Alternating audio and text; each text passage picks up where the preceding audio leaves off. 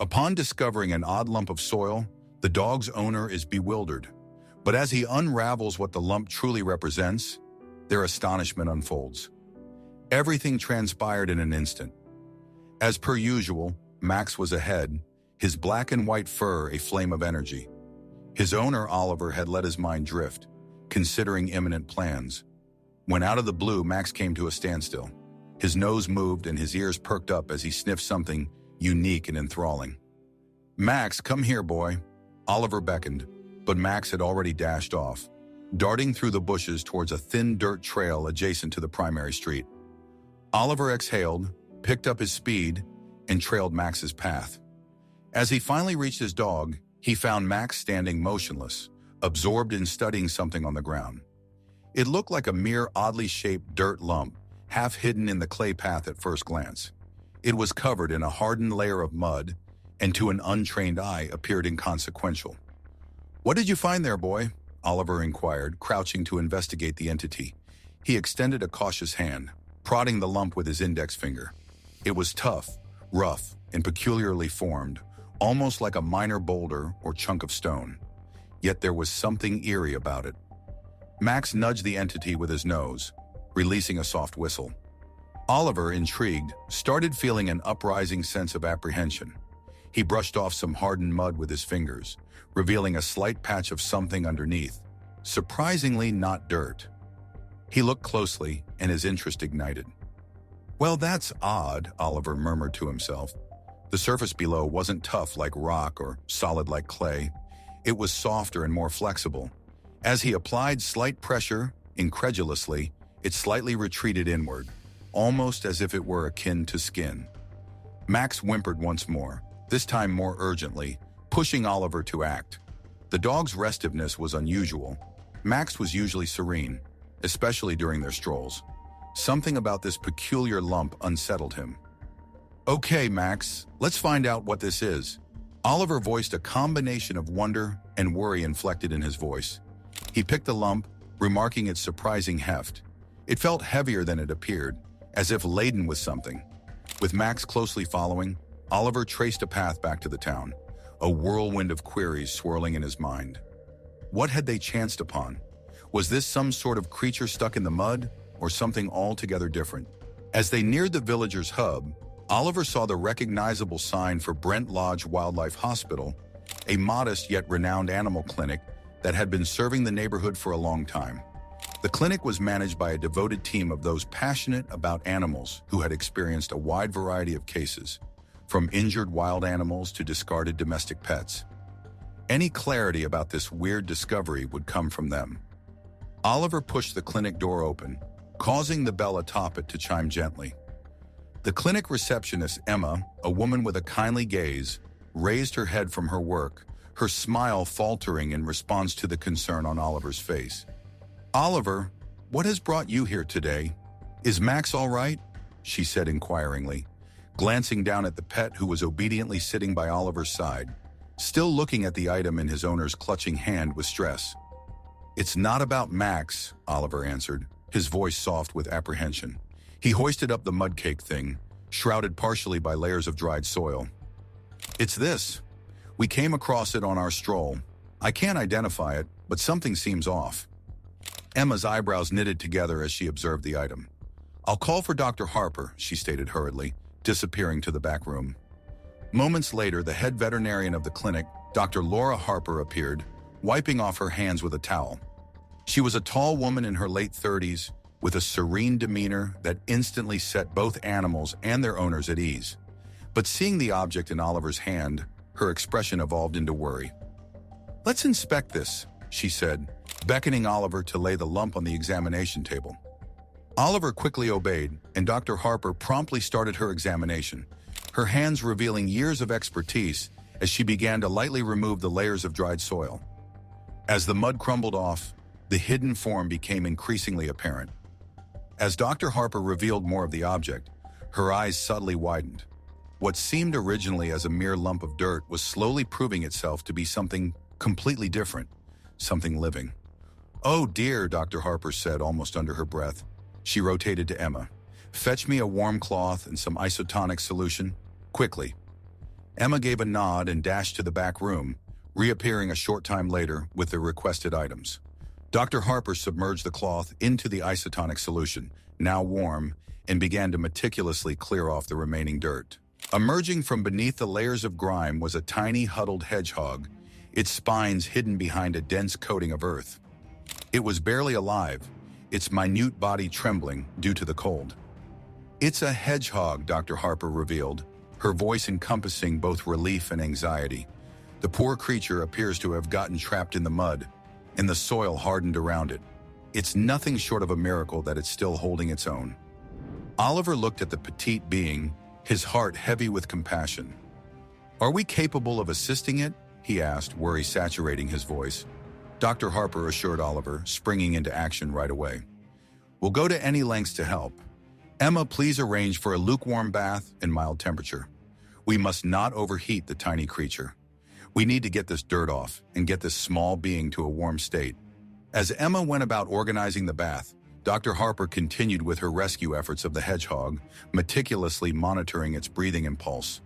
The creature was feeble, but was holding on, its chest slightly rising and falling with each breath. Through the process, Oliver couldn't help but be overtaken with affliction. The petite hedgehog had endured so much already. Would it pull through? The bath, filled with warm water, was now ready, and Dr. Harper cautiously put the hedgehog in the water. As the warm water covered it, the hedgehog expressed a feeble, heartbreaking squeak, but Dr. Harper's hands were firm, her movements deliberate and cautious. She gradually started to knead the hardened dirt, encouraging it to soften and break loose. With the mud dislodging, the natural brown and white patterns of the hedgehog's spines revealed themselves slowly from beneath the layers of impurities. The creature's minute legs fluttered as the warmth started to reach its cold, rigid body. Dr. Harper, with the help of Emma, continuously worked on the hedgehog for almost an hour, removing every last particle of dirt from its body. When the creature was finally cleaned, they enveloped it in a soft towel, carefully patting it dry. Though still feeble, the hedgehog's breathing had stabilized, and it had stopped trembling profusely. "We need to keep it warm and offer it fluids," Dr. Harper recommended, handing over the hedgehog to Emma. "Move it to the recovery room and place a heat lamp near it. Meanwhile, I'll prepare some liquids." Emma agreed and took the hedgehog to the rear room with utmost caution. Dr. Harper turned to Oliver, who had been observing the entire process intensely. "I'm grateful you brought it here in the nick of time," and praised Dr. Harper with a serious tone. "If it had remained out there much longer, it wouldn't have stayed alive through the night. It's still on shaky grounds, but we'll do whatever it takes." Oliver exhaled a breath he hadn't realized he'd been taking. "Appreciate it, Dr. Harper. I had no clue. I assumed it was a lump of soil." "You did good by delivering it here," Dr. Harper responded, placing a comforting hand on his shoulder. "Now it's our responsibility to see it cross the finish line." Max, who had been resting silently by the examination table, gazed at Oliver with his large, expressive eyes. Oliver knelt, scratching behind the canine's ears. "Good job, Max," he murmured. "You protected a life today." Once Emma arranged the recovery space, Dr. Harper readied a tiny syringe brimming with a special electrolyte mix made to hydrate and feed weakened creatures. She cautiously dispensed the fluids, hoping the hedgehog's body could absorb the crucial nutrients. The succeeding few hours were key. The clinic was silent. The only noise was the soft drone of the heat lamp showering the hedgehog with warmth. Emma checked on the small creature frequently, ensuring it was comfy and tracking its crucial signs. Dr. Harper stayed nearby, prepared to respond at a moment's notice. Oliver, though fatigued, couldn't pull himself to leave. He sat in the waiting lounge, his mind filled with thoughts of the small life that at that moment hung in the balance. Max lay at his feet, his presence a comforting confirmation that they had done all they could. Dawn arrived, carrying with it a sense of watchful optimism. The hedgehog had life in it yet, its condition on track. It had even gently lapped a few sips of water from a shallow saucer Emma had placed beside its bed. Upon Dr. Harper's entrance to the clinic that morning, she was greeted with the sight of the hedgehog shifting slightly in its temporary nest.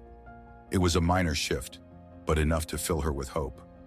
"Good morning, little buddy," she softly breathed, bending to assess the animal's condition. The hedgehog's eyes were half-lidded, blinking slowly against the light. It was still frail, but the fact it was awake and responsive was an encouraging sign. Over the subsequent few days, the hedgehog's status gradually enhanced. It began consuming minute quantities of soft food, pureed fruits, and specialty hedgehog chow offered to it by the clinic workers. Progress was evident every day, be it through an animated twitch of the ear, an investigative sniff of the surroundings, or a tentative flexing of its frail legs. The treatment center's personnel, including Dr. Harper and Emma, had grown fond of the little hedgehog. They lavished it with care, ensuring it was content and sufficiently nurtured. Somehow, other hedgehogs also seemed intrigued by the recuperating little one, often observing it from the sidelines with watchful eyes. As days transformed into weeks, the hedgehog's distinct personality began to shine through. It was an inquisitive little being, often venturing into the corners of its enclosure, exploring its environment with rejuvenated eyes and newfound energy. The formerly distressed animal had gradually evolved into a lively, curious creature, its mood elevated by the devoted care showered upon it. Oliver made frequent visits to the center to get updates on the hedgehog's improvement. With each visit, he was met with more encouraging reports. The hedgehog was now eating sufficiently, gaining weight, and showing more activity. It was evident that the hardest times were behind them, and the hedgehog was en route to total recovery. As the hedgehog's health began to stabilize, discussion around its future became a point of interest at the center. Dr. Harper was aware that the ultimate aim was to reintroduce the hedgehog back into the wild, its rightful home. However, a question loomed large. Was the hedgehog ready to revert to its innate life, or had the duration of its treatment significantly altered it? One evening, Oliver and Dr. Harper were conversing about the next steps in her office. "We've done all within our power to make it healthy again," Dr. Harper stated pensively. "But we must ponder whether it's equipped to survive independently. It's experienced a lot and might have lost the instincts required to flourish in the wilderness." Oliver listened, his thoughts a turbulent mix. He had grown quite fond of the little hedgehog, his affection shared by Max. The thought of reintroducing it into the wild was both pleasing and painful. "How high are the survival odds out there?" Oliver asked, his voice echoing his worry. "It's difficult to predict," Dr. Harper responded candidly. "Hedgehogs are resilient beings. However, this one has had a rough beginning. We need to observe it closely to gauge how it reacts to a more natural setting. If it appears to adapt well, we can consider setting it free. If not, we'll confront that challenge when we must." In the ensuing weeks, the hospital's staff commenced preparation for the hedgehog's homecoming to its natural environment. They created a unique outdoor area that resembled a hedgehog's organic surroundings, filled with soil, foliage, and concealment locations. The goal was to gradually reintroduce the hedgehog into its natural habitat in a controlled setup, thereby allowing it to gradually familiarize itself with its natural life. The hedgehog adapted to its new habitat with astounding eagerness, digging into the soil, looking for nourishment, and exploring its new location with a curiosity that brought joy to everyone in the clinic. It was evident that our small friend was recuperating its primitive instincts, a promising indication that it would soon be ready for release. Yet despite its advancement, moments of doubt were still present. The hedgehog seemed to have learned to appreciate the clinic's luxuries, like the warm bed, readily available food, and the loving care it received. It was as though it understood that going back to its natural environment meant leaving the comfort and safety it had become accustomed to. The day of the hedgehog's release came, and the clinic was a hub of enthusiasm and soft sadness. Oliver and Max were present, accompanied by Dr. Harper, Emma, and the remaining staff who had helped revitalize the hedgehog's health. They had picked a serene forested area on the village boundary, a significant distance from the bustling roads and human involvement. The chosen location was ideal for a hedgehog's dwelling, rich in both food supply and hiding locations. Upon arriving at the release site, Dr. Harper cautiously transported the hedgehog's habitat to a gentle grass patch near a thick cluster of bushes. She unlocked the enclosure, allowing the hedgehog to decide whether to venture into the wilderness or stay within the familiar boundaries of its provisional residence. There was a pause as the hedgehog seemed unsure, its small nose twitching as it sensed the fresh air. It took a cautious step towards the open door, followed by another. And finally, after one last look at the humans who had preserved its life, it toddled out into the wild. The crew watched in quietude as the hedgehog faded into the vegetation, its small stature merging flawlessly with the backdrop. A sensation of accomplishment and pride overwhelmed them, knowing they had provided this creature with a renewed chance at life. Yet with accomplishment came a hint of melancholy. The hedgehog had become a part of their existence, and parting turned out to be tougher than anticipated. A wave of melancholy washed over Oliver as he saw the hedgehog scurry off. Max, sensing his owner's feelings, nestled close to him, offering silent support. It was a poignant moment, tinged with the joy of seeing the hedgehog return home and sadness at the prospect of not seeing it again. On their way back to their town, Dr. Harper flashed a grin at Oliver. "You've done something wonderful, Oliver. Both you and Max saved that little hedgehog's life." Responding to nods silently, Oliver felt a faint smile tug at the edges of his mouth. "I'm just glad we stumbled upon it when we did. I wish it to live a long and happy life in the wild." "It certainly will," Dr. Harper reassured him. "Hedgehogs are sturdy, fighting organisms, and due to you, this one has a real chance to flourish." Max gave a gentle woof, as though agreeing, causing Oliver to laugh, patting his faithful friend on the head. Together they ambled back toward the town, their spirits uplifted, knowing they had made a positive impact. Weeks drifted by, with life settling into its usual rhythm. Oliver and Max maintained their habitual walks, but there was always a sense of something absent, a petite, spiky character that had indelibly touched their hearts. One evening, as Oliver was getting dinner ready, Max's ears twitched abruptly, focusing intently on something. Before Oliver could inquire what was wrong, Max charged toward the back door, barking energetically. "Max, what's going on?" Oliver hollered, chasing after him. Max scratched at the door, whistling urgently. Perplexed, Oliver opened the door and met with a sight that took his breath away.